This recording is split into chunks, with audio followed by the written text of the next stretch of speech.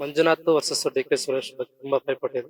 Guarantee ಯಾರು ಹೇಳಕ್ಕಾಗಲ್ಲ, ಯಾರು ಗೆಲ್ತಾರೆ ಅಂತ ಅಂದ್ಬಿಟ್ಟು. ಗೆದ್ರು ಕೂಡ ಯಾರು ಹೆಚ್ಚು ಮತಗಳಿಂದ ಏನು ಗೆಲ್ಲೋದಿಲ್ಲ. ಕೆಲವು ಬಂದು ಮಂಜುನಾಥ್ ಸರ್ ಕಡೆಗೆ ಕಾಣಿಸ್ತಿದೆ. ಬಟ್ ನಾವು ಕೆಲಸ ಅಂತ ಬಂದಾಗ ಸುರೇಶ್ ಅವರು ಕೂಡ ಕೆಲಸ ಮಾಡಿದ್ದಾರೆ, ಬೇರೆ ಕ್ಷೇತ್ರದಲ್ಲಿ ತರ ಅಲ್ಲ. ಬಟ್ ಒಲವು ಸ್ವಲ್ಪ ಬಿಜೆಪಿಗೆ ಕಾಣ್ತಿದೆ. ಇಲ್ಲಿ ರಿಯಲ್ ಫ್ಯಾಕ್ಟ್ ಹೇಳ್ಬೇಕು ಅಂತಂದ್ರೆ ನಮ್ ಬಿಜೆಪಿ ಅಂತ ಸ್ಟ್ರಾಂಗ್ ಕ್ಯಾಂಡಿಡೇಟ್ ಗಳು ಕರ್ನಾಟಕದಲ್ಲಿ ಯಾರು ಇಲ್ಲ. ಸೊ ಮೋದಿ ಮುಖ ನೋಡ್ಕೊಂಡೆ ಆಲ್ಮೋಸ್ಟ್ ಜನ ಓಟ್ ಹಾಕುವಂತದ್ದು. ನನ್ನ ಪ್ರಕಾರ ಅದೇನು ಗ್ಯಾರಂಟಿ ಎಲ್ಲೂ ವರ್ಕೌಟ್ ಆಗೋದಿಲ್ಲ ಅಂತ ಅನ್ಕೊಳ್ತೀನಿ. ಯಾಕಂದ್ರೆ ಇವತ್ತೆಲ್ಲ ಆಲ್ಮೋಸ್ಟ್ ಎಜುಕೇಟೆಡ್ ಇದ್ದಾರೆ. ಸ್ವಲ್ಪ ಹಳ್ಳಿ ಕಡೆ ಹೆಣ್ಮಕ್ಳು ಸ್ವಲ್ಪ ನೋಡ್ಬೋದು, ಬಟ್ ಸಿಟಿ ಕಡೆ ಈ ತರ ಬಂದಾಗ ವರ್ಕೌಟ್ ಆಗೋ ಡೌಟ್. ಸರ್ ನಮಸ್ತೆ ಸರ್. ನಮಸ್ತೆ ಮೇಡಮ್. ಸರ್ ನಿಮ್ ಹೆಸರು ಗೊತ್ತಾಗಿಲ್ಲ. ರವಿಕುಮಾರ್ ಅಂತ. ಓಕೆ. ರವಿಕುಮಾರ್ ಅವರೇ ಓಟ್ ಹಾಕಿದ್ದೀರಾ? ಹಾಕಿದೆ.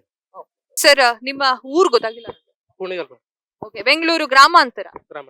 ವೀಕ್ಷಕರೇ, ಬೆಂಗಳೂರು ಗ್ರಾಮಾಂತರ ಅಂತಂದ್ರೆ ಕುತೂಹಲವನ್ನ ಮೂಡಿಸುವಂತಹ ಕ್ಷೇತ್ರ ಅಂತಾನೆ ಹೇಳ್ಬಹುದು. D K Suresh versus doctor Manjunath ಅವರು.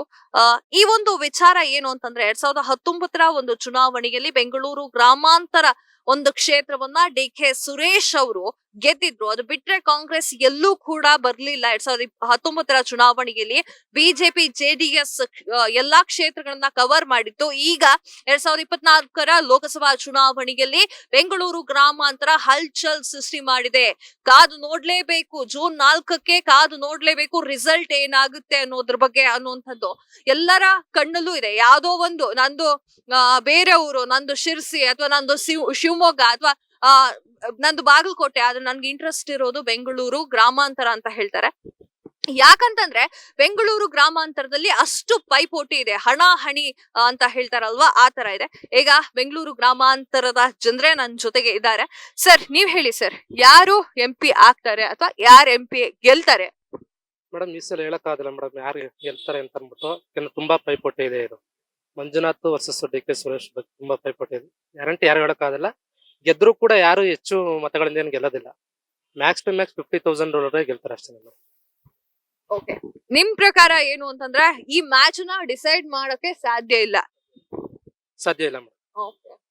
ಸೊ ನಿಮ್ಮ ಪ್ರಕಾರ ಡಾಕ್ಟರ್ ಮಂಜುನಾಥ್ ಅವರ ಕಡೆ ಜನರ ಒಲವು ಜಾಸ್ತಿ ಕಾಣಿಸ್ತಾ ಇದೆಯೋ ಅಥವಾ ಡಿ ಕೆ ಸುರೇಶ್ ಅವರ ಬಗ್ಗೆ ಜನರ ಒಲವು ಜಾಸ್ತಿ ಕಾಣ್ತಾ ಇದೆಯೋ?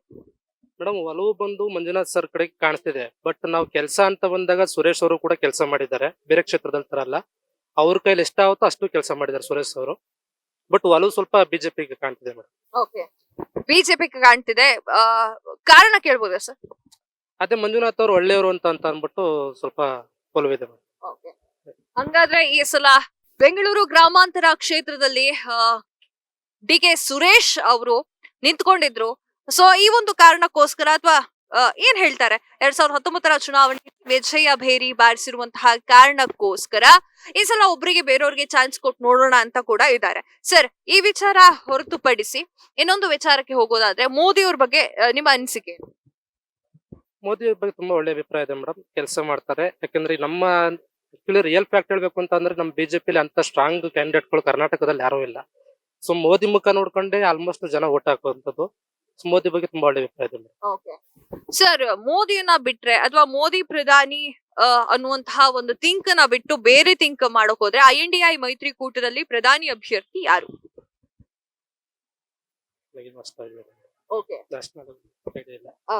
ಅಷ್ಟ ಐಡಿಯಾ ಇಲ್ಲ. ಎಂತಕ್ಕೆ ಅಂತಂದ್ರೆ ಮೋದಿ ಬಿಟ್ಟು ಬೇರೆ ಏನು ಯೋಚನೆ ಮಾಡಿಲ್ವಾ ನೀವು? ಇಲ್ಲ, ಮಾಡಿಲ್ಲ ಮೇಡಮ್. ಪ್ರಧಾನಿ ಅಂದ್ರೆ ಮೋದಿ ಅಂತಾನೆ ಥಿಂಕ್ ಮಾಡಿರೋದು. ಸರ್ ಇನ್ನೊಂದು ವಿಚಾರದ ಬಗ್ಗೆ ಮಾತನಾಡೋದಾದ್ರೆ ಈಗ ಗ್ಯಾರಂಟಿಗಳು ಸಕ್ರಿಯವಾಗಿ ಓಡಾಡ್ತಾ ಇದೆ. ಓಕೆನಾ? ವಿಧಾನಸಭಾ ಚುನಾವಣೆಯಲ್ಲಿ ಯಾರು ಕೂಡ ಬಿಲೀವ್ ಮಾಡಿರ್ಲಿಲ್ಲ ಕಾಂಗ್ರೆಸ್ ಎಷ್ಟು ಕ್ಷೇತ್ರವನ್ನ ಗೆಲ್ಲುತ್ತೆ ಅಂತ ಹೇಳಿ. ಮೈತ್ರಿ ಮಾಡ್ಕೊಂಡು ಅಧಿಕಾರವನ್ನ ಹಿಡಿಯುತ್ತೆ ಕಾಂಗ್ರೆಸ್ ಅಂತ ತುಂಬಾ ಜನ ಮಾತನಾಡ್ಕೊಳ್ತಾ ಇದ್ರು. ಆದ್ರೆ ನಮ್ಗೆ ಮೈತ್ರಿ ಅವಶ್ಯಕತೆ ಇಲ್ಲ, ಫುಲ್ ಮೆಜಾರಿಟಿ ಬಂದಿದ್ದೀವಿ ವಿಧಾನಸಭಾ ಎಲೆಕ್ಷನ್ ನಲ್ಲಿ ಅಂತ ತೋರಿಸ್ಕೊಟ್ಟಿದೆ. ಈಗ ಲೋಕಸಭಾ ಎಲೆಕ್ಷನ್ ನಲ್ಲೂ ಕೂಡ ಕಾಂಗ್ರೆಸ್ ಗ್ಯಾರಂಟಿ ಅನ್ನುವಂತಹ ಅಸ್ತ್ರವನ್ನ ಯೂಸ್ ಮಾಡ್ಕೊಂಡು ಹೆಣ್ಣು ಮಕ್ಕಳ ಒಂದು ಓಟನ್ನ ತೆಗೆದುಕೊಳ್ಳುವಂತಹ ಪ್ರಯತ್ನವನ್ನ ಮಾಡಿದೆ. ಅದು ಪರ್ಫೆಕ್ಟ್ ಆಗಿದೆ ಅಂತ ಅನಿಸ್ತಾ ಇದೆ ನಿಮ್ಗೆ? ನನ್ನ ಪ್ರಕಾರ ಅದೇನು ಗ್ಯಾರಂಟಿ ಎಲ್ಲೂ ವರ್ಕೌಟ್ ಆಗೋದಿಲ್ಲ ಅಂತ ಅನ್ಕೊಳ್ತೀನಿ. ಯಾಕಂದ್ರೆ ಇವತ್ತೆಲ್ಲ ಆಲ್ಮೋಸ್ಟ್ ಎಜುಕೇಟೆಡ್ ಇದ್ದಾರೆ. ಸ್ವಲ್ಪ ಹಳ್ಳಿ ಕಡೆ ಹೆಣ್ಮಕ್ಳು ಸ್ವಲ್ಪ ನೋಡ್ಬೋದು, ಬಟ್ ಸಿಟಿ ಕಡೆ ಈ ತರ ಬಂದಾಗ ವರ್ಕೌಟ್ ಆಗೋ ಡೌಟ್. ಓಕೆ. ಹಳ್ಳಿಯಲ್ಲಿ ಅದೆಷ್ಟು ಅಮೌಂಟ್ ಮುಖ್ಯ ಆಗುತ್ತೆ, ಸಿಟಿಗೆ 2,000 ಅಮೌಂಟ್ ಆಗಿರ್ಬೋದು, ಕರೆಂಟ್ ಬಿಲ್ ಆಗಿರ್ಬೋದು, ಯಾವ್ದು ತಾಗಲ್ಲ ಅಂತ? ತಾಗೋದಿಲ್ಲ. ಸರ್ ನೀವ್ ಹೇಳಿ ಸರ್, 28 ಕ್ಷೇತ್ರ ಇದೆ. 28 ಕ್ಷೇತ್ರದಲ್ಲಿ ಎಷ್ಟು ಕ್ಷೇತ್ರವನ್ನ ಬಿಜೆಪಿ ಜೆಡಿಎಸ್ ಮೈತ್ರಿ ಗೆಲ್ಬಹುದು, ಎಷ್ಟು ಕ್ಷೇತ್ರವನ್ನ ಕಾಂಗ್ರೆಸ್ ಗೆಲ್ಬಹುದು? ಮೇ ಬಿ ನನ್ನ ಪ್ರಕಾರ ಕಾಂಗ್ರೆಸ್ ಒಂದು 5ರಿಂದ 6 ಬರ್ಬೋದು ಅಂತ ಅನ್ಕೊಂಡಿದ್ದೀನಿ ಕರ್ನಾಟಕದಲ್ಲಿ. ಮಿಕ್ಕಿದೆಲ್ಲ BJP. Okay sir, thank you sir, thank you so much.